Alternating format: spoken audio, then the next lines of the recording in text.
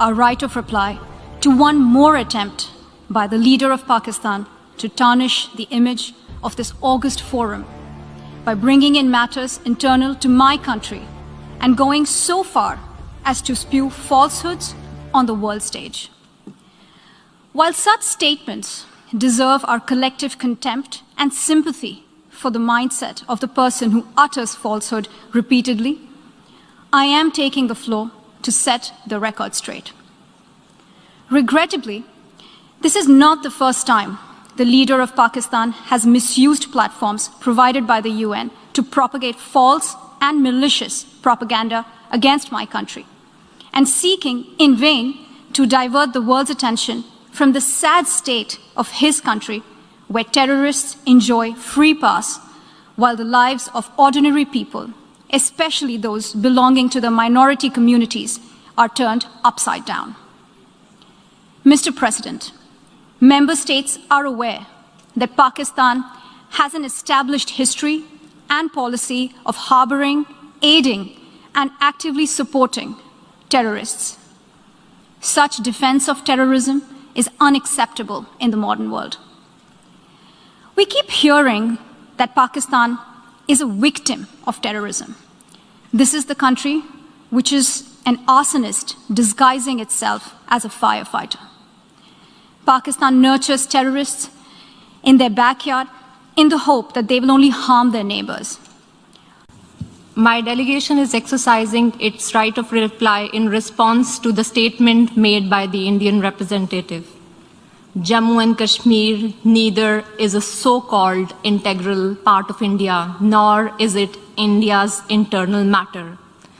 India remains in occupation of an internationally recognized disputed territory whose final disposition needs to be decided in accordance with the democratic principle of a free and impartial plebiscite under the United Nations auspices as provided for under numerous resolutions of the Security Council. In order to divert attention from ever-increasing international condemnation of India's widespread and escalating human rights abuses in Indian illegally occupied Jammu and Kashmir, India continues to level baseless allegations and rely on outright lie and obfuscation. India's compulsive obsession with Pakistan is neither new nor surprising. It has permeated its ruling elite and governance structures.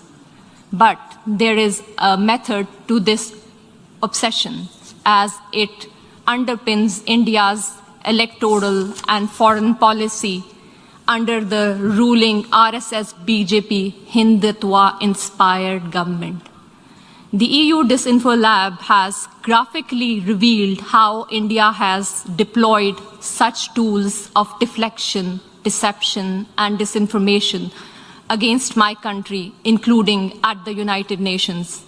Mr. President, India's violation of human rights in Indian-occupied Jammu and Kashmir are well documented in the two reports of the High Commissioner for Human Rights. Since 5 August 2019, the High Commissioner has urged India to unlock the situation and fully restore the rights that are currently being denied to the people of the occupied territory. Several special rapporteurs and mandate holders have also termed the human rights situation in Indian illegally occupied Jammu and Kashmir in a, quote, free fall, unquote. Major human rights organizations, including Human Rights Watch and Amnesty International, have expressed similar serious concerns about India's human rights violation, including in the occupied territory. Not surprisingly, Indian authorities have failed to respond to any of these communications. In fact, a witch hunt has been launched against those who dare to report these crimes. Only last year, Amnesty International ceased work in India, citing constant harassment at the hands of the government. The government of Pakistan has recently released a comprehensive and well-researched dossier containing the entire range of gross, systematic, and widespread violations of human rights being perpetrated by Indian security forces in the occupied territory. We call upon the international community to take cognizance of the compelling evidence and hold India accountable for the heinous crimes. If India has nothing to hide, it must accept a United Nations Commission of Inquiry and agree to implement the Security Council resolution stipulating a plebiscite to enable the people of Jammu and Kashmir to exercise their right to self-determination. Mr. President, as for India's use of the canard of terrorism, regurgitating stale arguments that are typical of all occupiers, let me emphasize that India itself is the principal perpetrator, sponsor, financer, and abettor of terrorism in the region. Today, India is involved in at least 4 different types of terrorism. First, India is resorting to state terrorism to suppress the people of Indian illegally occupied Jammu and Kashmir. Since 1989, Indian occupation forces have killed more than 96,000 Kashmiris, widowed around 23,000 women, and used rape as a weapon of war and orphaned more than 108,000 children. Second, it is funding and supporting terrorist organizations like the TTP, which are involved in numerous cross-border terrorist attacks against Pakistani military and civilian targets. Over the last decade, thousands of Pakistanis have lost their lives or have been injured as a result of these Indian-sponsored terrorist attacks. Pakistan has shared irrefutable evidence of Indian involvement in supporting and sponsoring terrorism with the international community. Third, India is financing and organizing mercenary terrorist organizations against Pakistan to impede economic growth and prosperity of the region. India's National Security Advisor, Mr. Ajit Doval, has publicly admitted supporting and financing of such mercenaries. The captured Indian spy, Kulbhushan Jadhav, has also confessed to organizing such terrorism in Pakistan. Fourth, India is being guided by a supremacist ideology that has mainstreamed Islamophobia and bigotry against minorities, particularly Muslims, in its political discourse. The RSS is one of the oldest fascist movements in the world, enjoys state protection, patronage, and support by BJP, the ruling party in India. It was RSS which was responsible for pogrom in Gujarat in 2002, which killed over 2,000 innocent Muslim children, women, and men.